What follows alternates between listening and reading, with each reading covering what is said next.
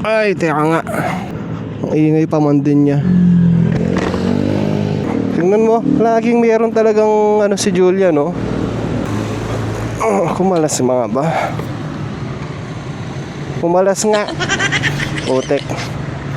Teka lang. So ayun na nga, kumalas ang puli natin. Ayun o, kita nyo ba? Naiikot ko siya.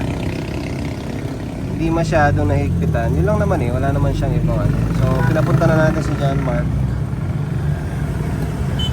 para i-rescue tayo. So kalas lang to, tapos higpitan, tapos okay na ulit.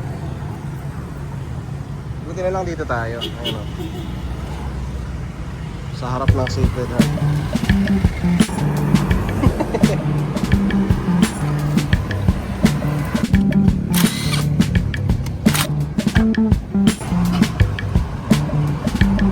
Okay lang. Yung ano, thread niya. Okay pa.